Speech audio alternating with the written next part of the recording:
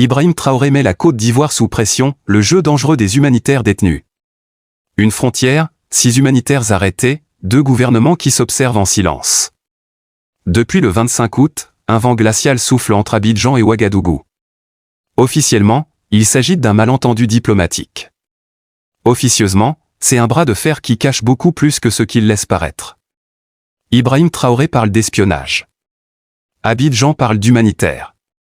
Mais derrière ces mots, se cache une réalité brutale, la géopolitique de la peur et de la méfiance, entre deux voisins que tout unit. Et que tout oppose aujourd'hui. Bienvenue sur Œil d'Afrique TV, la chaîne qui décrypte les silences, expose les vérités cachées, et donne la parole au peuple d'Afrique. Installez-vous, abonnez-vous, et restons ensemble pendant les minutes suivantes. Pour comprendre le dossier brûlant des humanitaires ivoiriens détenus au Burkina Faso. Les faits, 6 humanitaires pris dans la tourmente. Le 25 août 2025, 6 humanitaires ivoiriens sont interceptés à la frontière par des volontaires pour la défense de la patrie, les fameux VDP. Selon Abidjan, ils étaient en mission auprès de réfugiés. Selon Ouagadougou, ils ont franchi la ligne rouge. D'abord transférés dans un lieu tenu secret, leur sort est resté inconnu pendant plusieurs semaines. Puis, le 28 septembre, le capitaine Ibrahim Traoré lui-même brise le silence à la télévision nationale. Chaque fois que quelqu'un franchit la frontière, c'est de l'espionnage. C'est donc logique qu'on les arrête et qu'on les questionne. Une déclaration ferme. Une justification assumée. Mais entre les lignes, un message bien plus fort, ces humanitaires ne seront pas libérés sans condition. Les dessous du dossier, la diplomatie du silence. Du côté des Abidjan, le ton reste mesuré. Le ministre de la Communication, Amadou Koulibaly, tente de rassurer. Des discussions sont en cours, la voie du dialogue reste privilégiée. Mais Ouagadougou répond par une phrase glaciale. On attend. On n'a rien reçu comme approche. Autrement dit, sans geste de la Côte d'Ivoire, rien ne bougera. Et c'est là que tout devient complexe. Car derrière ces 6 humanitaires, se cache une autre histoire, plus ancienne, plus sensible. Celle des civils burkinabés détenus en Côte d'Ivoire depuis plusieurs mois. Ibrahim Traoré rappelle un précédent, 8 gendarmes ivoiriens avaient été arrêtés puis libérés, dans l'espoir que leurs compatriotes burkinabés emprisonnés à Abidjan le soient à leur tour. Espoir déçu. Quelques jours plus tard, le Burkina apprend la mort de Christophe Alain Traoré en détention. Un choc national. Un drame qui hante encore la mémoire burkinabé. Une crise aux racines profondes. Ce face-à-face entre Abidjan et Ouagadougou n'est pas nouveau. Depuis plusieurs années, les relations se sont tendues. Divergences politiques. Soupçons d'ingérence. Et surtout, méfiance mutuelle. L'arrestation des Hadji Azoungrana, ex-député burkinabé et critique du régime, en septembre dernier au nord du Ghana, n'a rien arrangé. Son enlèvement, dans une zone frontalière, a semé le doute. Le silence des Abidjan a été interprété comme une stratégie de prudence, mais pour Ouagadougou, ce silence a sonné comme une provocation.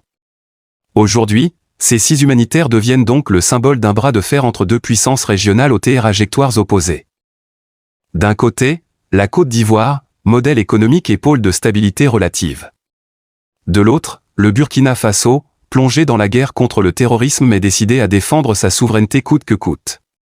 Le tout, sur fond de rivalité de leadership en Afrique de l'Ouest. La carte ethnique et humaine, un lien à ne pas briser. Ce conflit diplomatique est d'autant plus dangereux qu'il touche des peuples profondément liés. Entre 2,2 et 6 millions de Burkinabés vivent en Côte d'Ivoire. Ils cultivent le cacao, bâtissent les routes, participent à l'économie ivoirienne depuis plusieurs générations.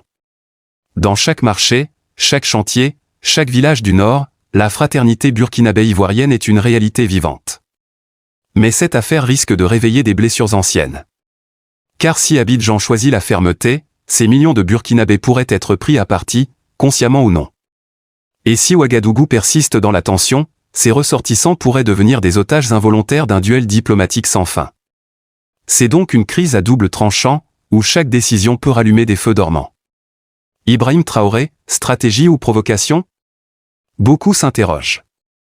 Ibrahim Traoré veut-il réellement échanger ses humanitaires contre des détenus burkinabés en Côte d'Ivoire? Officiellement, il ne parle pas d'échange. Mais ces mots sont lourds de sens. Pour les 6 éléments, on attend. Dans le langage diplomatique, cela veut dire « à vous de bouger ». En réalité, cette affaire s'inscrit dans une stratégie plus large du jeune capitaine, affirmer sa souveraineté, se poser en défenseur de la dignité nationale, et surtout envoyer un message à ses voisins. Le Burkina Faso n'est plus un pion. Ce ton ferme plaît à une partie de sa population, qui voit en lui un héros de résistance face aux puissances étrangères et à certains voisins perçus comme arrogants. Mais il expose aussi le pays à un isolement diplomatique croissant, notamment vis-à-vis des Abidjan, un acteur clé dans les échanges économiques et logistiques du Burkina. Abidjan entre prudence et fermeté. Du côté ivoirien, la situation est tout aussi délicate. Le président Alassane Ouattara ne peut pas se permettre d'apparaître faible. Un échange de prisonniers créerait un précédent dangereux, celui où tout ressortissant ivoirien pourrait être utilisé comme monnaie d'échange. En même temps, une escalade diplomatique ou militaire serait une folie. Le gouvernement ivoirien joue donc la carte du temps et du silence. L'objectif, obtenir la libération des humanitaires sans céder à la pression. Mais le risque, c'est que ce silence soit perçu comme de l'indifférence, et qu'il alimente le ressentiment des Burkinabés. Dans cette partie d'échecs, chaque mot compte, chaque geste est scruté. Et dans l'ombre, les services de renseignement des deux pays observent, calculent. Et attendent le premier faux pas. Une crise qui dépasse les frontières. Ce n'est donc pas seulement une affaire d'humanitaire. C'est une crise d'ego, de souveraineté, et de confiance brisée entre deux nations sœurs. Un test pour Ibrahim Traoré, qui cherche à imposer son autorité sur la scène régionale. Un défi pour Alassane Ouattara, qui doit protéger l'image d'une Côte d'Ivoire stable et respectée. Mais dans cette guerre de position, ce sont les peuples ivoiriens et burkinabés qui risquent de payer le prix fort. Car chaque tension politique, chaque mot mal interprété, peut allumer l'étincelle que personne ne saura éteindre. Alors la question demeure. Ibrahim Traoré joue-t-il une partie d'échec? Ou une partie de feu? L'avenir nous le dira. Ici EIL d'Afrique TV, la voix de la lucidité africaine. Abonnez-vous, partagez cette analyse, et dites-nous en commentaire.